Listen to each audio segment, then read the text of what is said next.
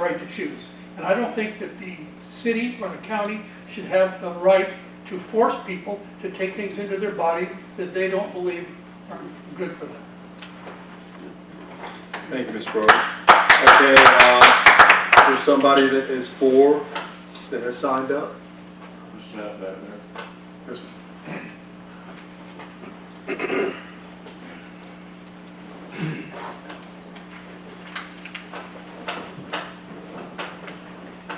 I'm Stephanie Mack. I am a state of Florida licensed dentist, and I have done some work with the Duval County Health Department, and I have seen firsthand the difference of children that live in areas that have access to drinking water that has fluoride versus children that live where they have well water and they have no fluoride, and there is definitely a decreased incidence of decay in children that have had fluoride in their drinking water. The fluoride that you consume is what teeth that are developing. It makes them stronger, it makes them more cavity resistant. And so a lot of people think that if we're not drinking this water, anybody can just brush it on. But you're giving children who first of all, a lot of these children are so young, some of them aren't even regularly brushing their teeth. But if they're consuming this fluoride in the drinking water, it helps prevent them from having the most common childhood disease, which is tooth decay. So I think you're really hurting the children when you take away the ability for, especially children who may not have the resources to go see a dentist as often as other children. You're hurting them and hurting their long-term chances of having healthy adult teeth for the rest of their life. Thank you, Mr. Matt. Or is there the Fontanas? Are you guys against? Or? Yep. Yeah. Okay. Yeah, I've got I'm sitting the clock. I've got an article. Mr. Fontana. Oh, okay. Go ahead. If you pass it out. Okay. Sure. Yeah, you can just pass it on down. So this is an article. It's not a trivial organization. It's from the Harvard School of Public Health. Mr. Fontana. Hey, Yep. It's from the Harvard School of Public Health. no, state your name and your address. I'm sorry. We just have to have it. We want to start the clock. Steve Fontana, 21181, 144th Street. And I live in Swanee County. I care about Live Oak. I'm not from Chiefland. But anyways, this article states the impact of fluoride on neurological development of children. And again, it's from the Harvard School of Public Health. So that's not a trivial organization. I just want to mention a couple of things that they say right in this news article that cites this study. There's a high level of fluoride. Of fluorides are known to cause neurotoxicity in adults. That's one of the reasons this study was done, to see, hey, what's the impact on children? If we know that there's some impact on adults, and I know it was disputed that there wasn't, but here you have the Harvard School of Public Health is citing a study that says there is effects. With high levels in adults, is there effects on children? The author says that the risks should not be ignored. And then in the conclusion, that children in high fluorinated areas had significant lower IQ than those in low fluorinated areas. So we talked about what we want to do for our children. Okay, I can't speak necessarily to the dental benefits, but we all know about side effects. And we've seen a flood of side effects with things that happen with vaccines and everything else. There is a lot of side effects with fluoride, and you're hearing some now. So I appreciate what dentists do. And they, when I go into the dentist, they want to give me the fluoride treatment. I'll tell you one thing, they probably don't want me to swallow that fluoride. It may help the enamel on children's teeth, but there's got to be a better way.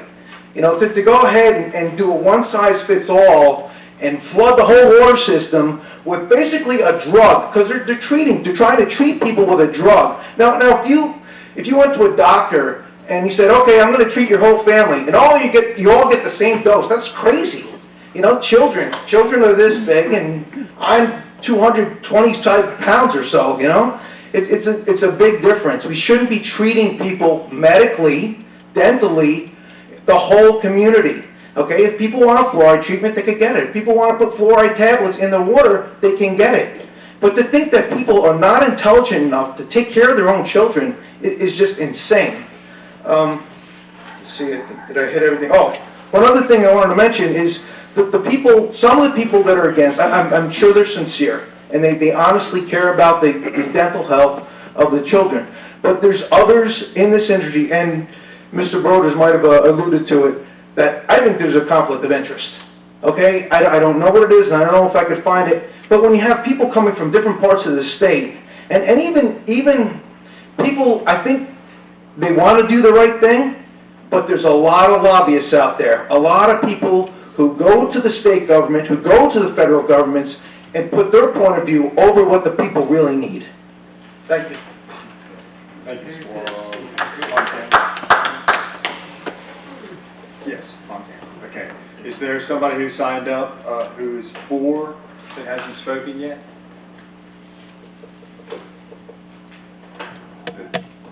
Well, I'm speaking on You behalf are- of the you are- Dental Association. I saw that. No, that's what I'm speaking of now, I'm not speaking based on. Yeah, but you're glad, you only get to talk for 3 minutes one time. That's kind of the public comment, that's the statute, so we have. Sir, when I'm speaking, if I may, But, it's on behalf of 7,000 dentists in the state. yeah, but you've already gotten your 3 minutes about, and, They couldn't be here to represent, so I asked them to do it. yes, sir.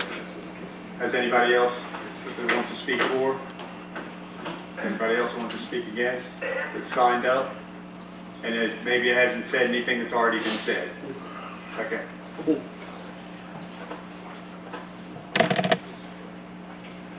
Hi, my name is Carol Fontana, and I live at 21181 144th Street, Live Oak. Yes, we talked about fluoridating drinking water. This is very unusual as a water treatment because it's not intended to treat the water. It's really intended to treat the people, which is kind of unusual. And the FDA states that fluoride is a drug. It's not a nutrient, and it's a drug when it's used to prevent disease. So we're putting the drug in the water. So fluoridating water is essentially mass medication. And there is currently a growing movement in American municipalities to end water fluoridation. For example, Perry just halted their fluoridation program in 2023. And most Western European nations have rejected this practice. In their view, the public water supply is not an appropriate place to be adding drugs. Okay, so this violates medical ethics in the following ways. As we talked about, it prevents people from having informed consent. They weren't given the choice. They weren't giving any choices knowing the risks and benefits. And it is also delivered by people without medical qualifications. There's no doctor behind this. Okay, it is given to everyone, regardless of their age, their health, nutritional status, and without any oversight by a doctor, and without control of the dose, right? It can control the amount of concentration in the water, but that does not equate to a dose. The dose a person gets depends upon how much they consume and also upon their weight. So, of course, and they consume this not just in water. You consume it in the food you grow in your backyard garden. If you water your vegetables, the fluoride can get into your plants and when you eat them. It could get into your cooking. You boil pasta in water, the pasta absorbs the water, absorbs the fluoride. So there are many different sources, not just the water. And we really don't know what people are getting. And again, the weight, the person's weight. So a bigger person can tolerate more. A smaller person needs a lot less. So what about that bowl of mac and cheese you feed your kids? The macaroni could have absorbed the fluoride, and he's getting more than you think. And now what about infants? A little tiny baby, that their sole source of nutrition is formula, which they make from powdered formula with tap water. That baby is getting a huge dose of fluoride in their diet. Again, this dose is uncontrolled. So please end the practice of medicating everyone in our community, even our animals.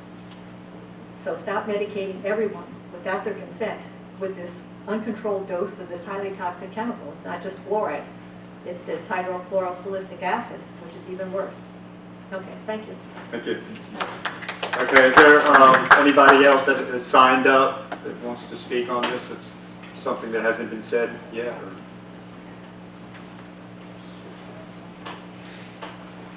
Motion set for 14581 102nd Path, Live Oak.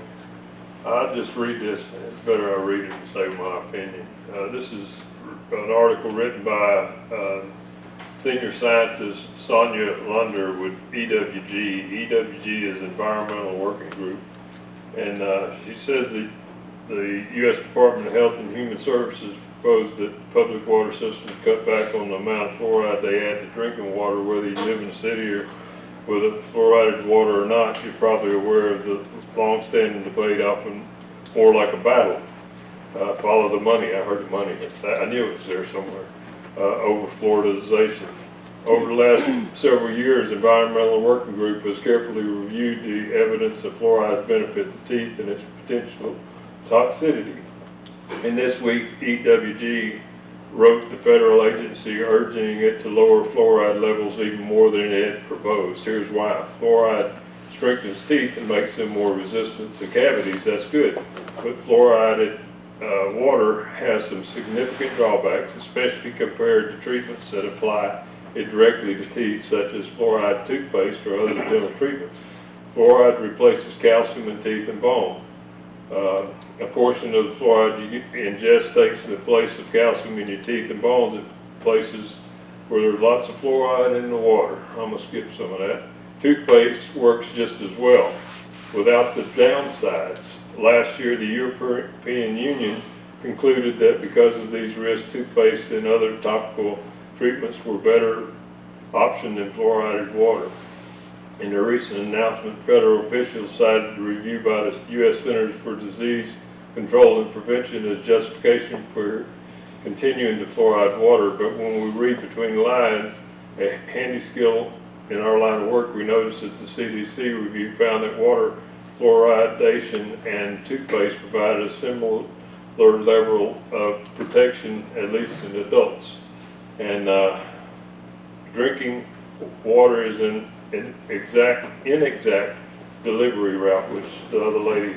And the other thing I'd like to comment on, one of the officials, bureaucrats that we pay to head up the health department is up here pushing for give our kids, our 5-year-olds and under shots here not long ago, which is killing people now. That's not correct, It- sir. it's my time. It's my time. That's not That's correct. what's not But their I tax. question anything that comes from that source, all right? Thank you. Let's not their tax. Thank you. Okay, is Ricky Gamble still here? You on the last issue. Private land? Okay, I think we got it. Well, like I said, there's not much we can do tonight. It's just more discussion. Yes, sir. I just want to thank everybody for coming, for all the issues that we've had tonight and all the points, all the opinions. This is how you get transparency in a community. Opening up, letting everybody talk, everybody come forward to decide as a community, not just everybody up here. Now, I have to work for this council. If they decide something, yes, I have to try to fulfill those things. But the better communication we have, the more openness we have, the better this community's going to be. So I just want to thank everybody for coming. I have one question. Mr. Hines, tell me about the fluoride in school. I mean, are they still giving it in school? Or if you come to the podium and tell us about it. Sure. All right, how are you? Everybody doing all right this evening? Yes, sir. Yes. Good. So we partner with the health department here locally to come out. I'm sorry, my name is Malcolm Hines, and my address is 118 133rd Road here in Live Oak.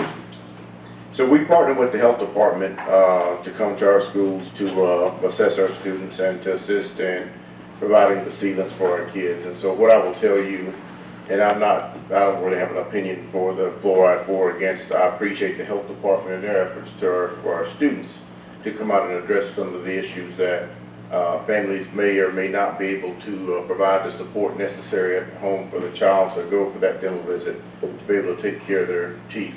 And I think it was about 2,000 that we had, or right around that we had the last time that they came to our school. So it's been a benefit to us for the health department to come out to assist our students in our community. Thank you. I appreciate that. I thought you wanted me to talk about some of the other stuff too. I can talk about the other stuff too, so. Thank you. All right, well, if there's not any motion to adjourn. So move. Have a motion? Second. Second. Motion. There. Any